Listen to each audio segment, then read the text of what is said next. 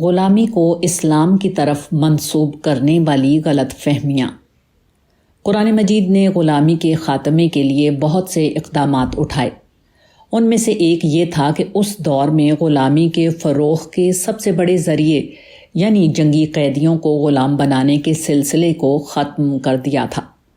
قرآن مجید کی سورہ محمد میں اس بات کو یوں بیان کیا گیا ہے: ایمان والو، جب ان منکروں سے تمہارے مقابلے کی نوبت آئے تو بے دریغ گردنیں مارنی ہیں، یہاں تک کہ جب تم ان کو اچھی طرح کچل دو تب قیدی بنا کر مضبوط باندھو، پھر جب باندھ لو تو اس کے بعد احسان کر کے چھوڑ دینا ہے یا فدیہ لے کر۔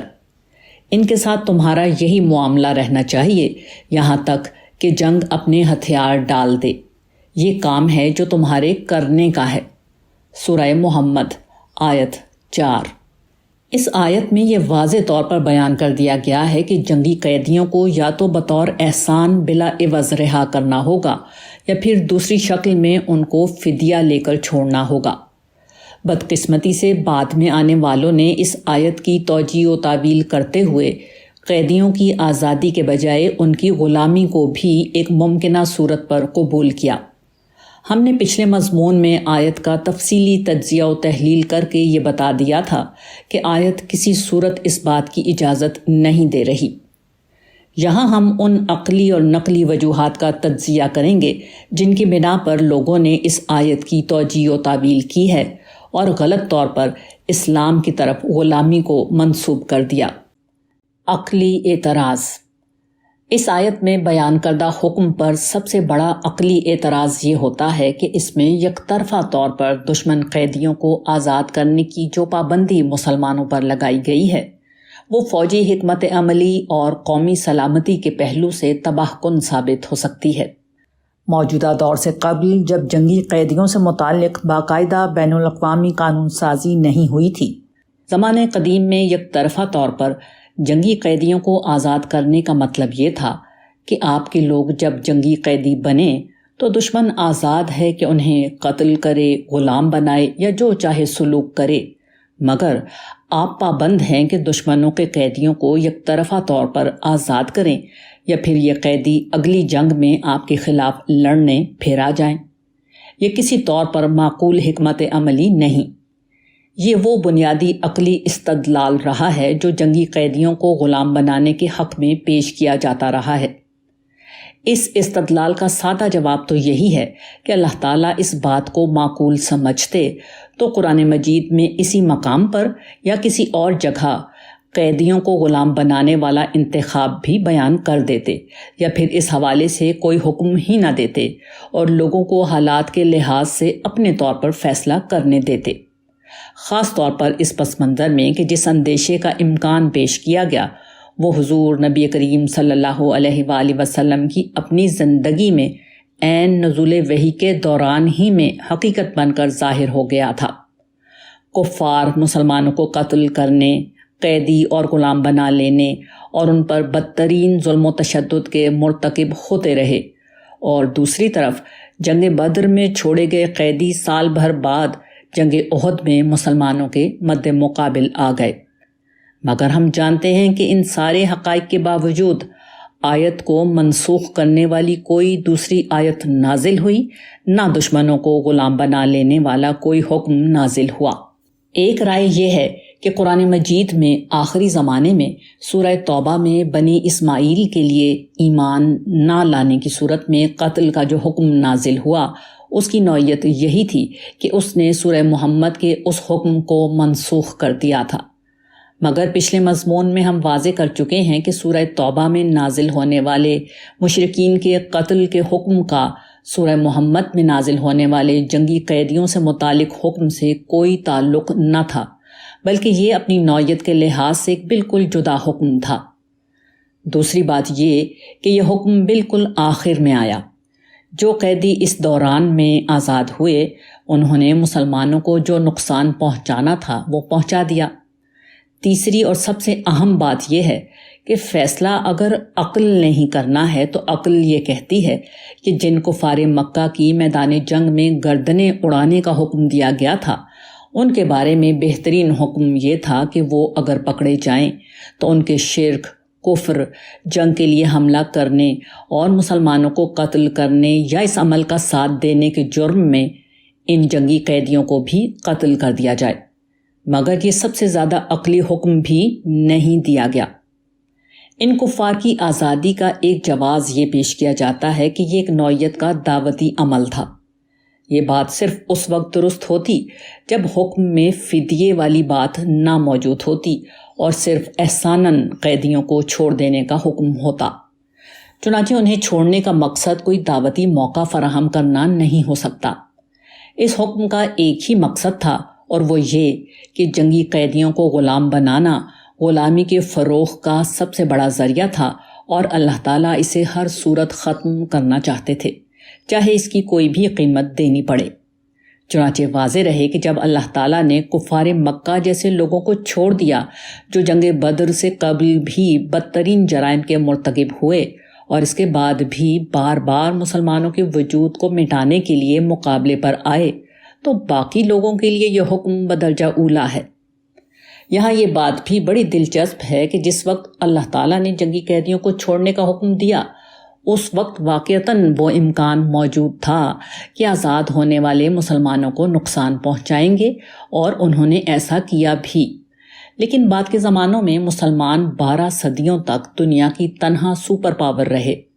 ایسے میں جنگی قیدیوں کو چھوڑ بھی دیا جاتا تو ان کا انجام یہی ہونا تھا کہ وہ پہلی دفعہ شکست کھا کر گئے تھے تو دوبارہ بھی شکست ہی ان کا مقدر ہوتی۔ یہی تاریخ میں ہوا بھی، مگر پھر بھی غلامی کے حق میں یہ عجیب و غریب دلیل پیش کی جاتی ہے۔ قیدیوں کی آزادی کی متبادل صورتیں۔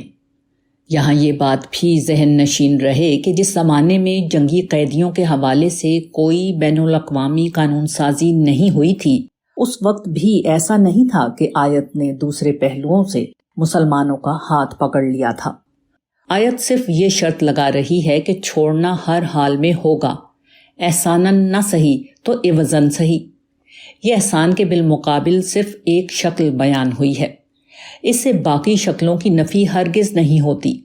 چنانچہ یہی استنباط کرتے ہوئے حضور نے بعض قیدیوں کو اس بدلے کے عوض چھوڑا کہ مسلمانوں کے بچوں کو پڑھنا لکھنا سکھا دیں۔ اسی طرح حضور نے بعض مواقع پر اپنے قیدیوں کا مشرک قیدیوں سے تبادلہ کر کے مسلمانوں کو کفار کی قید سے چھڑایا۔ یہ بھی مثال قائم کی کہ آزاد شدہ کوئی قیدی اگر دوبارہ جنگ میں قید ہوا تو اسے قتل کیا گیا، جیسے احد کے موقع پر ابو عزہ کو قتل کیا گیا جسے بدر میں احساناً آزاد کیا گیا تھا۔ چنانچہ یہ ساری مثالیں سیرت میں موجود تھیں جن کو اختیار کر کے بعد کے مسلمان غلامی کے علاوہ بھی بہت سے عملی راستے نکال سکتے تھے، مگر بدقسمتی سے مسلمانوں نے جو ملوکیت کی غلامی کا شکار ہو چکے تھے، انفرادی غلامی کے خلاف وہ مورچہ نہیں لگایا جو قرآن مجید اور رحمت للعالمین نے لگایا تھا۔ حکم سے مستثنیات۔ ہم نے اوپر حضور کے اس اطلاق کو بیان کیا ہے جو جنگ بدر کے جنگی قیدیوں کے حوالے سے کیا گیا۔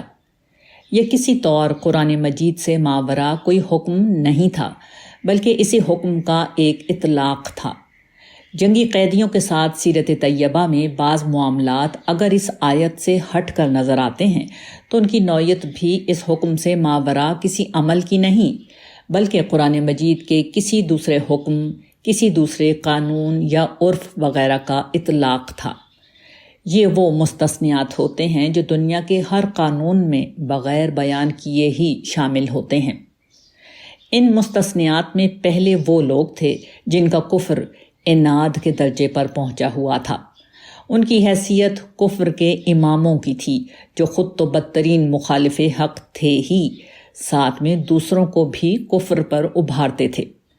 اس کے علاوہ مسلمانوں پر تشدد اور اسلام دشمنی میں حضور نبی کریم صلی اللہ علیہ وآلہ وسلم کی توہین کے مرتکب ہوئے۔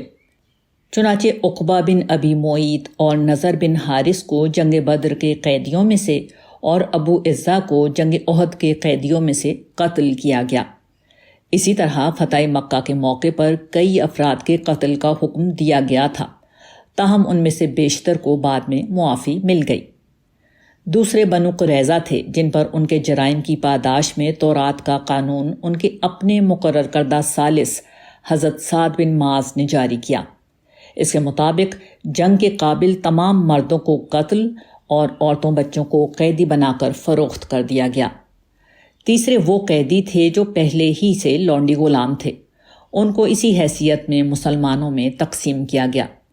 چنانچہ جنگ حنین میں حضرت عمر کو 2 باندیاں ملیں، مگر جب دیگر قیدی آزاد ہوئے تو آپ نے ان کو بھی آزاد کر دیا۔ بخاری رقم 3144۔ بعض روایات میں جنگی قیدیوں کی یہی وہ تیسری قسم ہیں جن کے حوالے سے بعض لوگوں کو یہ غلط فہمی لگی کہ آزاد لوگوں کو نہ صرف غلام بنایا جا سکتا ہے بلکہ قیدی خواتین ہوں تو ان سے جنسی تعلق بھی قائم کیا جا سکتا ہے۔ اس حوالے سے مثال کے طور پر ایک روایت ذیل میں نقل کی جا رہی ہے۔ حضرت ابو سعید خدری فرماتے ہیں کہ ہم نے رسول اللہ صلی اللہ علیہ وآلہ وسلم کی معیت میں بنی مصطلق کے خلاف جنگ کی اور عرب کی چنندہ عورتیں بطور غنیمت حاصل کیں۔ ہمیں دور رہتے ہوئے کافی عرصہ ہو گیا تھا اور ہم فدیے کی رغبت بھی رکھتے تھے۔ ہم نے ارادہ کیا کہ فائدہ اٹھائیں اور عزل کر لیں۔ مسلم رقم 3544۔ اس روایت میں عرب کی چنندہ یا منتخب کے الفاظ سے بعض لوگوں کو غلط فہمی ہوئی ہے کہ یہ آزاد عورتیں تھیں، مگر دیگر طریق میں یہ الفاظ نہیں ہیں بلکہ عرب قیدی کے الفاظ آئے ہیں۔ بہرحال یہ لونڈیاں ہی تھیں جن کا معاملہ سورہ محمد کے حکم سے مستثنیٰ تھا۔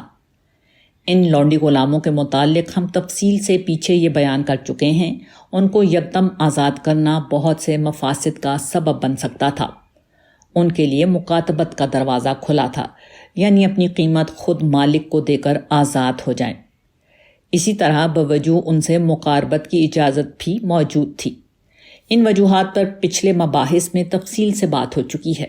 چنانچہ اس سے یہ بات واضح ہے کہ حضور نے سورہ محمد کی آیت سے بظاہر کوئی مختلف معاملہ کیا تو وہ یا تو اس حکم کی کوئی اطلاقی شکل تھی یا اس حکم میں موجود وہ مستثنیات تھیں جن کو بیان کرنے کی ضرورت نہیں تھی۔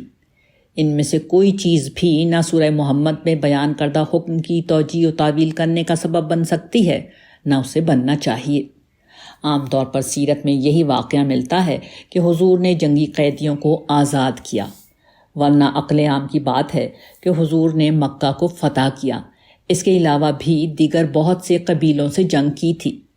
ان سب قبیلوں کے لوگ اگر قیدی بنا لیے جاتے تو مدینے میں سوائے لونڈی غلاموں کے کوئی ملتا ہی نہیں، مگر ایسا ہرگز نہ ہوا، بلکہ حضور نے قرآن مجید کے حکم کو پوری طرح نافذ کیا، اور جہاں کوئی دوسری صورت اختیار کرنے کی ضرورت تھی وہاں قرآن مجید کے دائرے کے اندر رہتے اور عملی صورتحال کے تقاضوں کو نبھاتے ہوئے وہ صورت بھی اختیار کی۔